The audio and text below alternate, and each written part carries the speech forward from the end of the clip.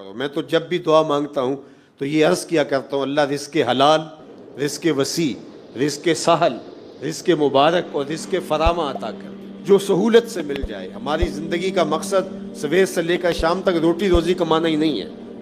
زندگی کے مختلف حصے ہیں.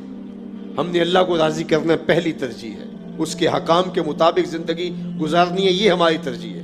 اس کے پیارے محبوب علیہ السلام کی اطاعت کے دائرے میں رہنا ہے. ہم نے رشتوں کا خیال کرنا ہے. ہم نے لوگوں کی ضرورتوں کی تکمیل کے لیے کوشش کرنی ہے. ہم نے اپنے نفس کا حق دینا ہے. پھر ہم نے اپنی ضرورت جو جڑی ہوئی ہے ہمارے ساتھ، پیٹ کی ضرورت ہے، اس کو پورا کرنے کے لیے کچھ مزدوری بھی کرنی ہے، کچھ کام بھی کرنا ہے. وہ کوئی دفتر کی مزدوری ہو، وہ آپ دکان پہ مزدوری کر رہے ہو، کاشتکاری کر رہے ہو، تجارت کر رہے ہو، جو بھی کر رہے ہو، جو آپ کو میسر وسائل ہیں اس کے مطابق. لیکن ہم پیدا اس لیے نہیں ہوئے کہ ہم جو ہے وہ پیسے ہی کمانے کی مشین ہو. آج ہمارا مسئلہ ہو گیا سویر سے لے کر شام تک یہی کام ہے، اور لوگوں نے اپنی زندگیاں لگا دی ہیں پیسے کمانے ہیں. بچہ جوان ہوتا ہے تو پیسے کمانے لگتا ہے، اس نے گھر بنانا ہے، اس نے یہ بنانا ہے. ہم تو جو رب کا خاص وقت ہے نماز، اس میں بھی سوچ رہے ہوتے ہیں دکان پر گاہک نہ کھڑا ہو. تو پھر اس نماز میں کیا نور آئے گا؟ جس نماز میں کھڑے ہو کے ہم رب کے نہیں ہیں، رب کے سامنے کھڑے ہو کے بھی اس کے نہیں ہیں، تو دکان پہ اس کے کیسے ہوں گے؟ اسی لیے ہمارا معاشرہ مسلمان کہلانے کے باوجود اسلامی نہیں ہے. اس لیے کہ ہمارے سجدوں کے اندر بھی خیال غیر اللہ کے ہیں. سجدہ تو اقصی غایت التذلل والخشوع، سجدے میں تو سب کچھ ڈھیر کر دیتا ہے بندہ. پیشانی بھی رگڑتا ہے، ناک بھی رگڑتا ہے، اعضاء بھی زمین پہ رگڑتا ہے، اور کس طرح گر جاتا ہے، اور گر کے کیا کہتا ہے؟ سبحان ربی العالی، مالک یہ ہوں میں گرا پڑا اور تو ہے سب سے اعلیٰ. لیکن وہاں سجدے کے اندر بھی اگر دکان پہ کھڑا ہے، سجدے کے اندر بھی کاروبار پہ کھڑا ہے، سجدے کے اندر بھی ان چیزوں پہ کھڑا ہے، تو مجھے بتاؤ وہ کھڑا کہاں ہے؟ تو اپنی زندگی کو منظم ہمیں کرنا چاہیے. جو اللہ نے میسر کر رکھا ہے اس سے ہماری اگر ضرورت پوری ہوتی ہے تو اس پہ شکر بجا لانا چاہیے. اللہ کے محبوب علیہ السلام نے اس پر ایک بہت خوبصورت طریقہ ارشاد فرمایا، انظروا الی من هو اسفل منکم، فرمایا اپنے نیچے دیکھنے کی عادت پیدا کرو. جب نیچے دیکھو گے تو تمہیں تسلی ہو جائے گی کہ میرے مالک نے میرے اوپر بڑا کرم کیا ہے.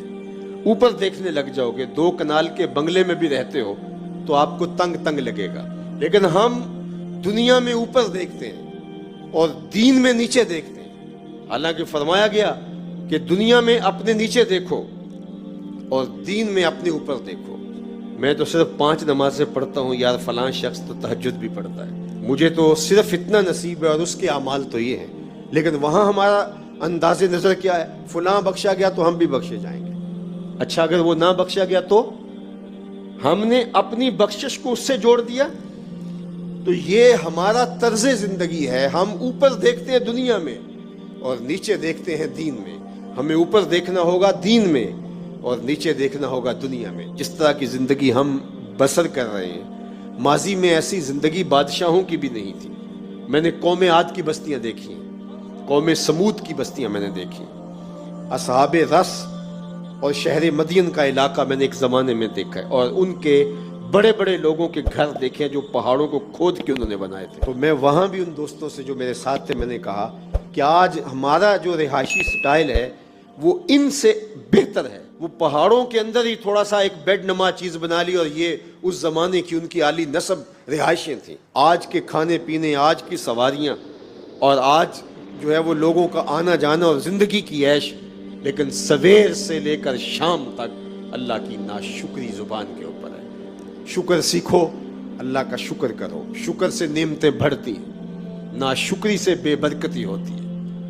ناشکری سے رزق چھین بھی لیا جاتا ہے اور بے برکتی بھی ہوتی ہے. رزق ہونے کے باوجود بھی برکت نہیں ہوتی. رزق کی کثرت کوئی چیز نہیں ہے، رزق کی برکت کچھ چیز ہے. تھوڑا ہو لیکن اس میں اللہ برکت ڈال دے، وہ کفایت کرے، وہ ضرورت کو پورا کرے، وہ صحت افزا ہو، وہ بدن کی فربہی کا، بدن کی صحت کا سبب بنے. لیکن رزق کی فراوانی ہو لیکن برکت والا نہ ہو تو وہ رزق، وہ مال، وہ دولت وبال بن جاتا ہے. اس لیے اللہ جب پہلی مرتبہ آپ حج پہ جاتے ہیں اور 8 کو احرام باندھ کے مکے سے جب پہنچتے ہیں منا میں تو جو ہی خیمے کے اندر داخل ہوتے ہیں آپ کو حیرت کا جھٹکا لگتا ہے. بالکل قبر جتنی جگہ ہوتی ہے. 1.5 فٹ چوڑا گدا ہوتا ہے اور 5.5 فٹ لمبا ہوتا ہے اور وہ جوڑ کے رکھے ہوئے ہوتے ہیں. وہاں ہی سونا ہے, اسی کو اٹھا کے نماز پڑھنا ہے, وہیں اپنا کہیں سامان ٹکانا ہے, وہیں کہیں جوتے کو سیڑنے ہیں. بڑی مشکل ہوتی ہے. بندہ جب ایک دم خیمے میں داخل ہوتا ہے تو 1.5 فٹ چوڑا اور 5.5 فٹ لمبا جب دیکھتا ہے کہ یہ میرا بستر ہے, چھوٹا سا خیمہ ہے, تو یہاں بندے کتنے, اتنے بندے ہیں جی 45 بندے ہیں یہاں. اور وہاں تو پھر جب کروٹ بھی بدلتے ہیں تو دوسرے کے اوپر گرتے ہیں, پاؤں دوسرے کے سر پہ ہوتے ہیں اور ادھر والے کے پاؤں آپ کے سر پہ ہوتے ہیں, اور وہاں آپ نے کتنے دن کاٹنے ہوتے ہیں, اور وہ کتنا مشکل ہوتا ہے. پھر واش روم میں جو لائن لگی ہوتی ہے تو وہ کتنا مشکل مرحلہ ہوتا ہے.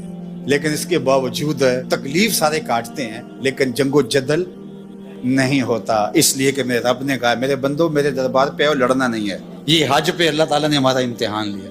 عورت سے مقاربت اور دیگر جو چیزیں ہیں وہ تو حج کے علاوہ جائز ہیں, حج کے لیے منع کی گئی ہیں, لیکن فسوق اور جدال, گناہ کے کام اور جنگ و جدل, لڑائی, یہ حج کے باہر بھی جائز نہیں ہے, لیکن خاص طور پہ ان کو حج کے اندر بھی منع کیا گیا, چونکہ ہجوم ہوتا ہے, اور ہجوم کے اندر لوگوں کا آپس میں لڑ پڑنا, جھگڑ پڑنا, تو یہ ایک عمومی طور پہ ہوتا ہے. آپ میں سے جو لوگ دیہاتوں کے ہیں وہ اچھی طرح جانتے ہیں کہ ہمارے دیہاتوں میں میلے لگتے تھے. ہم جب چھوٹے ہوتے تھے تو ہر میلے پہ لڑائی ضرور ہوتی تھی, سر پھٹتے تھے اور آپس میں الجھاؤ ہو جاتا تھا. کیوں کہ جب لوگ جمع ہیں پھر اس میں لازمی ہوتا تھا, کبھی نہیں سنا تھا کہ میلہ ہو اور وہ کسی لڑائی پر منتج نہ ہوا, چھوٹی لڑائی ہو یا بڑی لڑائی ہو. کیوں؟ اس لیے کہ لوگ اتنے زیادہ ہوتے ہیں تو لڑائیاں ہوتی ہیں. اللہ اکبر. تو حج 40 لاکھ لوگوں کا اجتماع ہوتا ہے, کوئی لڑائی نہیں ہوتی. یہ کوئی چھوٹی بات تو نہیں ہے نا, یہ اسلام کی سچائی ہے. لوگ برداشت کرتے ہیں, راستہ دیتے ہیں. اللہ اکبر. حاجی کے لیے دل میں نرمی پیدا ہو جاتی ہے. تو جہاں 4 لوگ جمع ہوتے ہیں وہاں لڑائیاں ہوتی ہیں. حج سے بڑا میلہ کیا لگ سکتا ہے؟ یہ تو 4,000 10,000 50,000 کا میلہ ہوتا ہے, وہ 40 لاکھ کا میلہ ہوتا ہے, لیکن اس میلے کے اندر لڑائی نہیں ہوتی, اس لیے کہ میرے رب نے کہا ہے کہ ولا فسوق ولا جدال, او میرے بندو تم نے لڑنا نہیں ہے. کہا مالک تیرا حکم ہے, نہیں لڑیں گے. حج پہ ایک اور امتحان لیتا ہے اللہ, وہ کیا؟